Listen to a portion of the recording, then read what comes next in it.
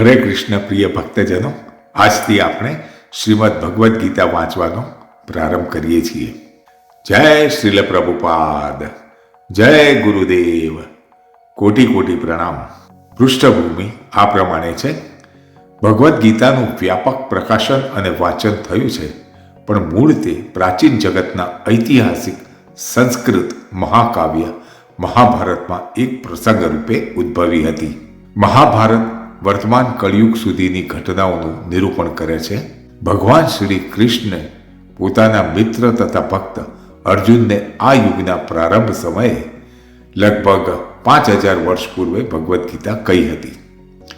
ધૃતરાષ્ટ્રના સ્વપુત્રો તથા તેમના પિતરાઈ ભાઈ પાંડવો વચ્ચે થનાર ભ્રાતૃઘાતી મહાયુદ્ધના પ્રારંભ પૂર્વે માનવ ઇતિહાસનો સર્વશ્રેષ્ઠ દાર્શનિક તથા ધાર્મિક એવો સંવાદ ભગવાન શ્રી કૃષ્ણ અને અર્જુન વચ્ચે થયો છે.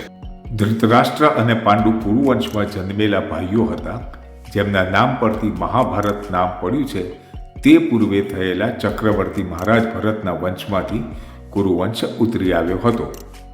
મોટાભાઈ ધૃતરાષ્ટ્ર જન્મથી જ અંધ હોવાને કારણે જે રાજ્ય સિંહાસન તેમને મળવાનું હતું તે નાના ભાઈ પાંડુને આપવામાં આવ્યું. પાંડુ જ્યારે જુવાન વયે અવસાન પામ્યા ત્યારે તેમના 5 પુત્રો યુધિષ્ઠિર, ભીમ, અર્જુન, નકુલ તથા સહદેવને ધૃતરાષ્ટ્રની સંભાળ હેઠળ રાખવામાં આવ્યા હતા. વસ્તુતઃ ધૃતરાષ્ટ્ર થોડા સમય માટે રાજા થયા હતા.